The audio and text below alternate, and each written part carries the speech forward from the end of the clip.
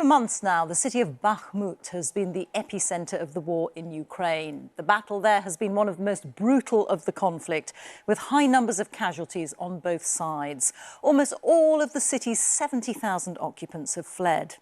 Russia is working hard to capture Bakhmut in the hope that it could lead to the fall of Sloviansk and Kramatorsk as well, the two most important cities in the Donbass region still under Ukrainian control.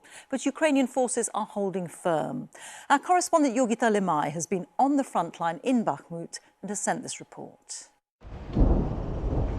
This is what the merciless bombardment of a city looks like. And how it sounds. Once a quiet place known for sparkling wine, Bakhmut is now a byword for war and Ukraine's resistance. Russia is using all its might to try and take this city. We drove past abandoned buildings. 90% of the people have fled. This is what you can see everywhere in Bakhmut. Destruction. On the other side of the road, you can see apartment blocks that are completely destroyed. We're walking all over shards of glass. Pretty much every second you hear the sound of artillery fire. You can tell every minute that this is a city that is being intensely fought over. And over the past few months of fierce battle, even though it's at an important road intersection, it is the symbolic importance of this fight that has become greater than its strategic location. Bakhmut is the home Anatoly has known all his life. We see him barely react when a shell lands a few hundred meters away.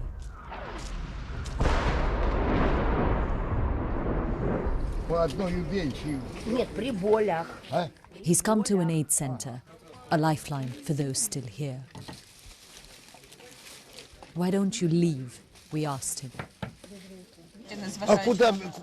I have nowhere to go. I'm alone. Who would want to take an 86-year-old? Here at least sometimes, when the soldiers throw away food or soup, I find it and eat it. And I get free bread. In my whole life, I've never seen anything like this. Tetiana Sherbak used to be a midwife before the war. Now she's a volunteer. I stay because I'm needed here. Of course I'm scared. I've been caught in shelling 3 times. I suffered a concussion. But what use will I be hiding in a basement? People stay for different reasons. The explosions don't stop, but no one flinches. It's as if they've become numb.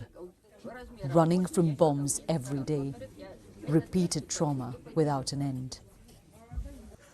Olha Tupikova told us she and her daughter live like mice, running out quickly to get bread. Walking to this center for a bit of food is a risk they take to survive.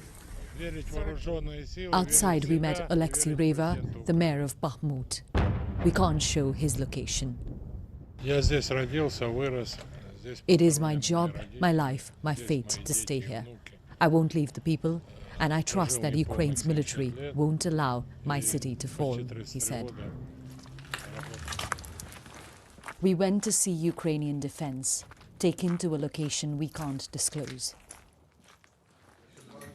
Underground to one of their command centers in the city. The heart of the military operation. Few journalists have been here.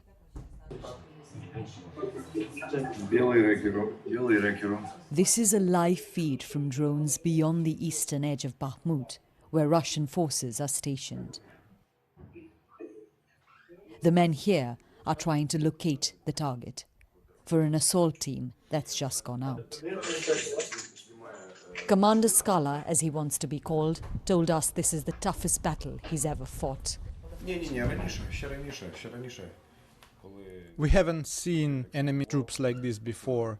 Their soldiers openly advance under fire, even if they're littering the ground with their bodies, even if only 20 are left of their 60 men. It is very difficult to hold against such an invasion.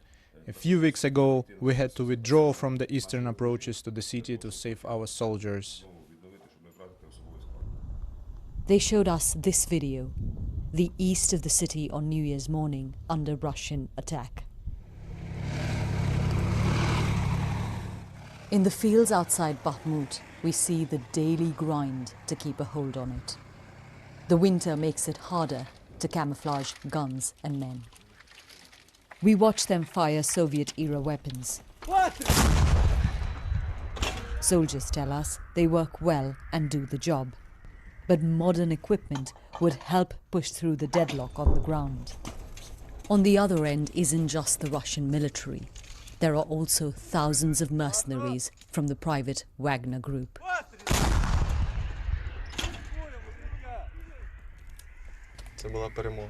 They expect incoming fire, so we retreat to a bunker. Why does it feel like it's deadlocked on the ground? It's stuck for many reasons. The winter makes it harder to use equipment. We also have a shortage of weapons and ammunition. 21-year-old Alexander replies. Back to positions they go. Each side trying to wear the other down.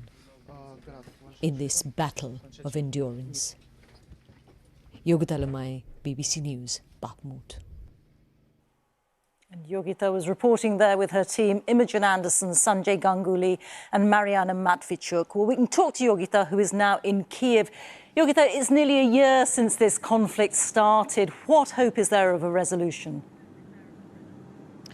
Well, as far as a dialogue is concerned, Rita, it seems almost impossible right now. Ukraine has proposed a peace summit in February, but it's said that Russia must face a war crimes tribunal before it talks to it directly. As far as Russia is concerned, it's said that Ukraine must give up regions that Moscow claims to have annexed. These are preconditions that neither side will accept. Militarily, what we've seen on the front lines there in Bakhmut is that there are very little advances being made by either side. But when we say that, it doesn't mean that it's not a deadly battle. Ukrainian and Russian soldiers are dying every day. And then there's the continuous bombardment of Ukrainian cities, which we witnessed not just there in Bakhmut, but also in the south, in the city of Kherson, where we were last week, where civilians are also dying every single day. In Bakhmut today, Ukrainian police say that 2 elderly women were killed because of shelling in the city.